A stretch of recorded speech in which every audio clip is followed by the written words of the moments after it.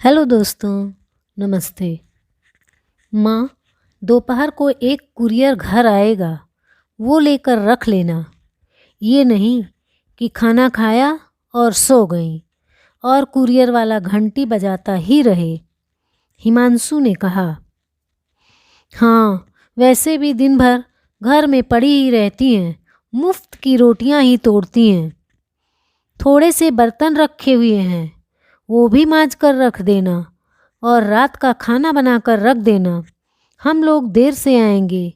विधि ने अपने पति की हाँ में हाँ मिलाई। आज रविवार था और दोनों सुबह का नाश्ता करके बाहर जा रहे थे। कहाँ जा रहे थे ये मालती जी को भी नहीं पता था। ना तो वो पूछने की हिम्मत कर सकती थी और ना ही बेटे बहू कभी बताते थे। अभी 6 महीने पहले ही मालती जी बड़ी खुशी से विधि को अपने घर की बहू बनाकर लाई थी, पर विधि ने तो आते ही घर का नक्शा बदल दिया। आते ही वो अपनी मनमानी करने लगी और हिमांशु पहले से ही अपनी माँ की कदर नहीं करता था। रही सही कसर विधि ने पूरी कर दी। विधि पूरे घर को अपने अनुसार ही चलाती थी। उसकी मर्जी के बिना घर का एक पत्ता भी नहीं हिल सकता था। वहीं मालती जी की स्थिति घर में रखा पुराना सामान जैसी ही थी। जिसका बेटा ही उसकी कदर नहीं करता तो बहू क्या करेगी। हिमांशु विधि के सामने ही मालती जी को कुछ भी कह देता था। उसे सुनकर विधि और सिर पर चढ़ गई थी। विधि के आने से पहले मालती जी ने बाई लगा रखी थी, जो घर का झाड़ू पोछा और बर्तन कर जाती थी। पर विधि ने आते ही कामवाली हटवा दी, क्योंकि उसे लगता था कि कामवाली को पैसे देना ही बेकार है जब घर में सासू माँ खाली बैठी रहती हैं। रात को दोनों देर से आए और खाना खाने बैठे तो हिमांशु चिल्ला कर बोला, ये क्या बना दिया है? सब्जी में मसाला बहुत कम है। माँ, आपको खाना बनाना ढंग से नहीं आता क्या? इससे अच्छा तो हम बाहर ही खाकर आ जाते। आखिर इतना कमा किसके लिए रहा हूँ? ये बोरिंग और बेस्वाद खाना खाने के लिए? हिमांशु की तेज आवाज़ से मालती जी हिल गईं। वो चुपचाप अपने कमरे में आ गईं और सुबकने लगीं। विधि को क्या कहती? जब अपना ही सिक्का खोटा हो तो दूसरे से क्या शिकायत करें। मालती जी की जिंदगी उतार चढ़ाव से भरी थी। अपने मायके में 6 बहनों में सबसे बड़ी मालती को हमेशा ही अपशकुनी कहा जाता था, क्योंकि दादी कहती थी मालती अपने पीछे 5 बहनें और ले आई। एक भाई भी तो ला सकती थी। आखिर वंश तो बेटे से ही चलता है। और वो चाहती थी कि सभी जल्दी से जल्दी अपने घर चली जाएं और उन्हें इन सब के बोझ से मुक्ति मिल जाए। मालती को ज़्यादा पढ़ाया भी नहीं और उनके लिए रिश्ता देखना शुरू कर दिया। दोगुनी उम्र के विधुर आदमी के साथ मालती जब शादी होकर आई तो पहले से 2 बेटी और 2 बेटे थे। वो आते ही 4 बच्चों की माँ बन गई। उनके पालन पोषण में लग गई। यूँ तो वो खुद छोटी थी, पर उस पर बड़ी जिम्मेदारी थी और जिम्मेदारियाँ इंसान को बड़ा बना देती हैं। चारों बच्चे काफ़ी बड़े थे। जब मालती के पेट में हिमांशु आया तो सबकी त्योरियां चढ़ गईं कि अब इसकी क्या ज़रूरत थी। उधर मालती का पति बुरी संगत में रहता था। सारा पैसा दारू और जुए में उड़ा देता था। चारों बच्चे समझदार थे। उन्हें उनके दादा का बड़ा सहारा था। वो भी उसकी बुरी आदतों से बहुत दुखी थे। मालती को बेटा हो गया और उधर दोनों बेटियों की शादी कर दी।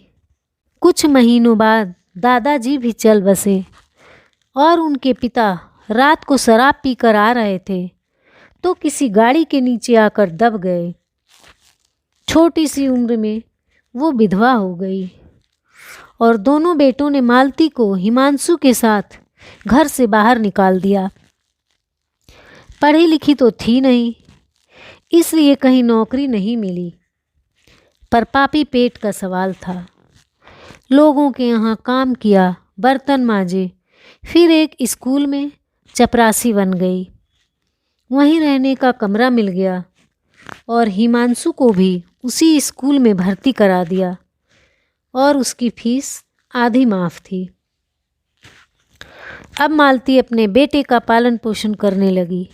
उसका स्कूल पूरा होकर कॉलेज में आ गया। पढ़ाई में वो ठीक था, पर उस पर अपने बिगड़ैल बाप की छाप थी। वही गुस्सा और गाली गलौज करना। मालती समझाती थी, पर वो किसी की नहीं सुनता था। कुछ सालों में हिमांशु एक कंपनी में सेठ के यहाँ नौकरी करने लग गया और मोटी रकम पाने लगा। उसने अपनी पसंद की लड़की विधि से शादी कर ली और 2 कमरों का घर ले लिया। मालती जी को वो अपने साथ रखता था, पर कभी उनका हाल चाल नहीं पूछता था। मालती जी अब घर पर रहने लगी थीं और घर संभालती थीं। विधि के आने के बाद तो उनकी हालत और भी खराब हो गई। अब वो जाती भी तो कहाँ पर जाती। आखिर उन्हें रहना तो इसी घर में था। उनके मायके में भी अब कोई नहीं रहा। सभी छोटी बहनों की शादियां हो गई थीं। वो अपने घर परिवार में सुखी थीं और माता पिता इस संसार को छोड़कर जा चुके थे।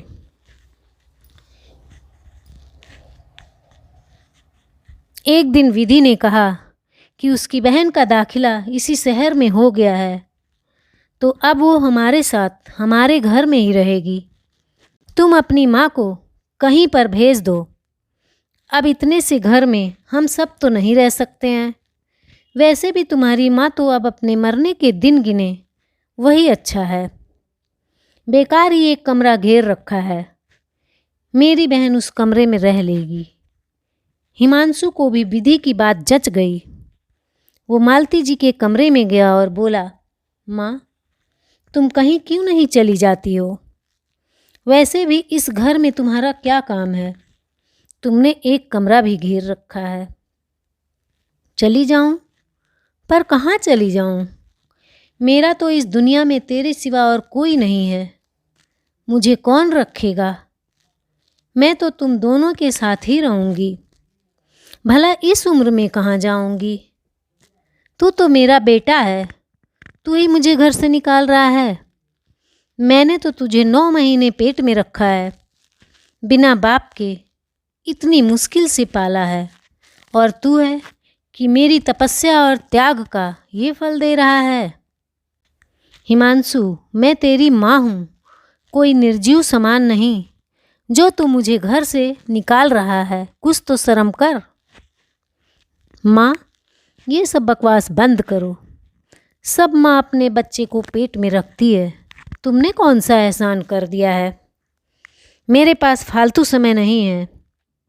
कहीं भी चली जाओ, किसी वृद्धाश्रम में, किसी मंदिर में, कहीं सड़क किनारे झोपड़ी में। मुझे विधि की बहन के लिए कमरा खाली चाहिए। तुझे कमरा खाली चाहिए? मैं कर देती हूँ। बाहर रह लूँगी, पर इस बुढ़ापे में अपनी माँ को बेघर तो मत कर। अरे माँ हूँ तेरी, वो फिर से चिल्लाई, पर हिमांशु और विधि पर कोई असर नहीं हुआ। मालती जी ने सारी रात रोकर बिता दी। अगली सुबह मालती जी नहीं उठी तो दोनों ने दरवाज़ा खटखटाया। मालती जी को उठाया और जाने को कहा। मालती जी ने काफ़ी दया की भीख मांगी, पर विधि और हिमांशु का मन नहीं पिघला। मालती जी अपना थोड़ा सा सामान लेकर घर से चली गईं। रेलवे स्टेशन पर बैठकर सोचने लगीं कि अब कहाँ जाएं। बहनों ने कहा, हमारे घर आ जाओ, पर सब अपने ससुराल में थीं, तो किसी के यहाँ जाकर भी लंबे समय तक रहना संभव नहीं है। मालती जी को फिर अपने मायके के घर की याद आई। सीधी अपने गांव चली गईं। वहां गांव में अपने पुराने घर को देखकर उनकी तबीयत हरी हो गई। घर बंद था कुछ सालों पहले। पहले ही उनके माता पिता की मृत्यु हो गई थी। मालती ने पड़ोस से चाबी ली और अपना घर खोल दिया। आज उन्होंने भी खुलकर सांस ली। कुछ दिनों में उनकी 5 बहनें उनसे मिलने वहां आ गईं। सभी ने एक मत से पिताजी की ये जायदाद जो साहूकार के पास गिरवी रखी थी उसे छुड़ाकर मालती दीदी को उपहार में दे दी ताकि वो अपना जीवन यापन कर सकें, और थोड़ी नगद राशि भी दे दी। मालती जी अब यहीं रहना चाहती थीं। मालती जी को घर और 2 खेत मिल गए। उन्होंने खेतों में मजदूर लगा दिए। मजदूरों ने जमकर खेती की और फसलें लहराने लगीं। उनकी अच्छी कमाई होने लगी। अपने खाने पीने का इंतजाम करके वो बाकी रुपए समाज सेवा में लगाने लगीं। अनाथ बच्चों, विधवा औरतों और बुजुर्गों की मदद करने लगीं। उनकी समाज सेवा के गांव भर में चर्चे होने लगे और कई समाज सेवा संस्थाएं भी आगे आकर उनका सहयोग करने लगीं। अपने जीवन का एक उद्देश्य मिल गया था। कभी कभी उन्हें अपने बेटे की याद आती थी, पर वो उसे भुलाने का प्रयास करती थीं। उन्होंने अपने ही घर में लड़कियों के लिए निःशुल्क विद्यालय खोल लिया था ताकि लड़कियां पढ़ लिख कर अपना भविष्य बना सकें। उन्हें अपने पति और बेटे पर निर्भर नहीं रहना पड़े। मालती जी की लोकप्रियता गांव से होकर अब शहरों में बढ़ने लगी थी। मालती जी ने उसी घर में ऊपर के कुछ कमरों में वृद्धों के लिए आशियाना भी खोल लिया। उन्होंने अपने छोटे छोटे प्रयासों से बड़े बड़े काम कर दिए। उन्हें कई संस्थानों ने भी सम्मानित किया और सहयोग दिया। एक दिन जब हिमांशु ने सुबह अखबार खोला तो अपनी माँ की फोटो और लोकप्रियता देखकर उसका सिर चकरा गया। उन्हें बहुत बड़ा सम्मान और नकद राशि मिलने वाली थी। उसे अपनी माँ के बारे में पता चला तो उसने विधि को बताया। दोनों सोचने लगे कि माँ के पास बड़ा पैसा है, हम माँ के पास जाएंगे और हमारा भी तो माँ की जायदाद पर कुछ तो हक है। दोनों अपने लालच के वशीभूत होकर गांव चले गए। जगह जगह उनकी माँ के चर्चे सुनकर दोनों हैरान थे।